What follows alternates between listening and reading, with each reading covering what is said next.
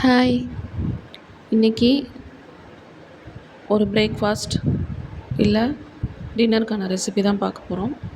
சம்பா கோதுமை ரவால உப்மா. உப்மானாலே யாருக்கும் பிடிக்காது, ஆல்மோஸ்ட் நிறைய பேருக்கு. ஆனால் இந்த மாதிரி செஞ்சு பாருங்கள், எல்லாருக்குமே பிடிக்கும். குயிக்காக செஞ்சிடலாம், 5 மினிட்ஸில். ஹெல்த்தியான ரெசிபி கூட. செய்கிறதுக்கு என்னென்ன தேவைன்னா, நான் இப்போ செய்கிறது ஒருத்தர் சாப்பிட்ற அளவுக்கு தான் செய்கிறேன். ஒரு அரை கப்புக்கு ரவை, சம்பா கோதுமை ரவை, கருவேப்பிலை, கொத்தமல்லி, புதினா, பச்சை மிளகா, பெரிய வெங்காயத்தில் ஒரு பாதி வெங்காயம். இது தான் நான் சேர்க்க போகிறேன், வேறு எதுவுமே கிடையாது.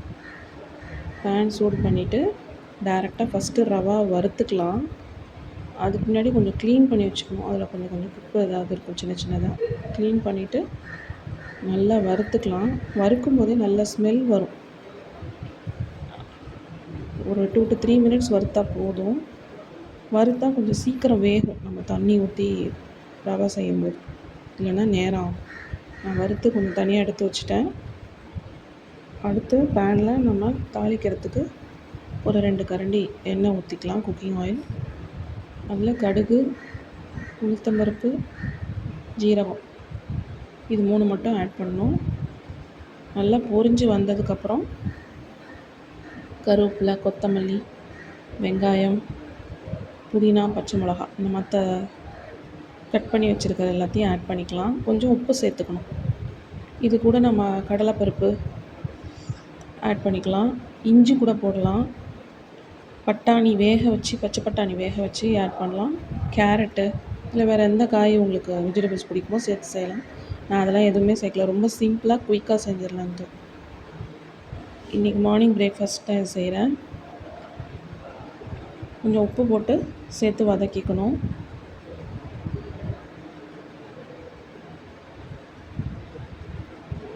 கரெக்டாக 10 மினிட்ஸில் செஞ்சு முடிச்சிடலாம். அதை நல்ல ஹெல்த்தியான ரெசிபியும் கூட. நம்ம வெயிட் லாஸ்க்கு இருக்கோம், இல்லை டயபெட்டிஸ், சர்க்கரை நோயாளிகள், டயபெட்டிஸ் பேஷண்ட் இதை தினைக்குமே தாராளமாக எடுத்துக்கலாம். இதில் ஃபைபர் மட்டும் அதிகமாக இருக்குதுன்னு சொல்ல முடியாது. நம்ம ரைஸ்க்கு ரீப்ளேஸ் பண்ணிடுவோம். இது ஆர்டினரி கோதுமை கிடையாது. நம்ம சம்பா கோதுமைங்கிறது ஆர்டினரி கோதுமையை விட கொஞ்சம் அதோட குவாலிட்டி, தரம் அதிகம். அதில் அந்த பிராண்டுன்னு சொல்லுவாங்க, பக்கத்தில் இருக்கிற அந்த தோல் பகுதி இதில் அப்படியே மெயின்டைன் பண்ணியிருப்பாங்க, இருக்கும் இதில் அப்படியே நம்ம சாப்பிடும்போது. ஸோ நமக்கு ஃபைபரோட மெக்னீஷியம் அதிகமாக கிடைக்கும்.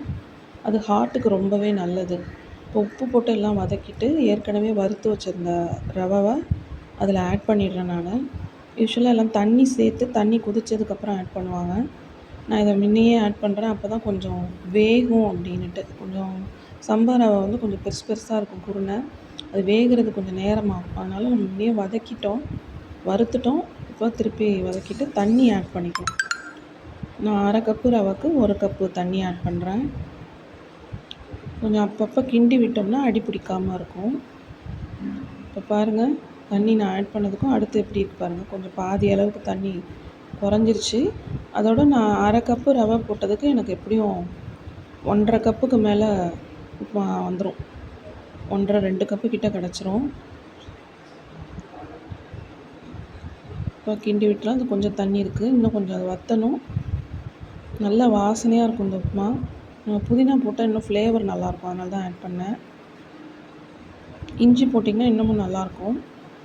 அப்பப்போ கிண்டி விட்டோம்னா அடி பிடிக்காமல் வந்துடும். யூஸ்வலாக உப்புமா மீடியம் ஃப்ளேமில் வச்சு செய்யணும். லோ ஃப்ளேம், ஹை ஃப்ளேமில் வைக்கக்கூடாது. ஹை ஃப்ளேமில் வச்சிங்கன்னா டக்குன்னு அடி பிடிச்சிரும். பாதி உப்புமா பாத்திரத்துலேயே போயிடும். பாருங்கள், கொஞ்சம் கூட அடி பிடிக்கல, உதிரி உதிரியாக வந்திருக்கு. ஒவ்வொருத்தருக்கு குழவா சாப்பிட பிடிக்கும், எனக்கு உதிரியாக இருந்தால் தான் பிடிக்கும். நான் அதனால் இது மாதிரி எடுத்திருக்கேன். உங்களுக்கு குழவா வேணால் இன்னும் கொஞ்சம் கூட தண்ணி ஆட் பண்ணிக்கலாம். நான் அதுக்கு சாம்பார் தான் வச்சுருந்தேன் மத்தியானத்துக்கும் சேர்த்து, லஞ்சுக்கு. அதுதான் இதுக்கு சைட் டிஷ், கோதுமை ரவை உப்புமாக்கு. சரி, நான் அதை தான் சைட் டிஷ்ஷாக வச்சுருக்கேன். சாம்பாரில் நிறைய காய் போட்டு செஞ்சேன், அதையும் அடுத்து சொல்கிறேன். இதில் மெக்னீஷியம் அதிகமாக இருக்கிறதுனால ஹார்ட்டுக்கு ரொம்ப நல்லதுன்னு சொல்கிறாங்க. பிபியும் கண்ட்ரோல் பண்ணும். சாம்பாருக்கு நான் இந்த காய்கள்லாம் போட்டு வச்சேன். 5 காய்கறி, பருப்பு, ஆர்டினரி துவரம் பருப்பும் பைத்தம்பருப்பும் சேர்த்து வச்சுருக்கேன். முள்ளங்கி, மாங்காய், முருங்கைக்காய், கத்திரிக்காய், அவரைக்காய் போட்டு சாம்பார். இது ஏற்கனவே சாம்பார் எப்படி செய்யணும்னு நான் வீடியோ போட்டிருக்கேன், பாருங்கள். அதே மாதிரி தான் இதுவும் செஞ்சேன்.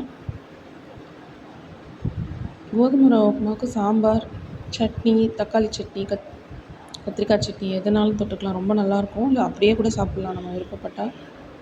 சின்ன பிள்ளைங்கள்லாம் சர்க்கரை, ஜீனி தொட்டு கொடுத்தா நல்லாயிருக்கும். இப்போ சாம்பாரோட நான் வத்தல் தான் பொரிச்சிருந்தேன். இந்த பால் வத்தல், பானிபூரி பால் இருக்குல்ல, அது பசங்களுக்கு ரொம்ப பிடிக்கும். அது பொரிச்சிருந்தேன். அதோட வீட்டிலே செஞ்ச வத்தல், வீட்டிலே நம்ம புழியிறது, எங்கள் அம்மா எனக்கு கொடுத்துருந்தாங்க. அதுவும் கொஞ்சம் பொரிச்சிருந்தேன். அப்புறம் ரசம், ரைஸ். இது தான் மத்தியானத்துக்கு.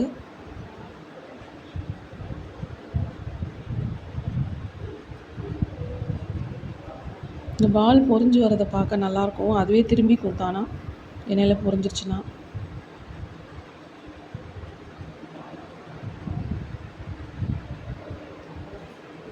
இது பொரிச்சிட்டு மற்ற வத்தலும் பொரிச்சிருந்தேன். வெங்காய வத்தல், நீட்ட வத்தல், அப்பளம் எல்லாம் பொரிச்சு வச்சுருந்தேன்.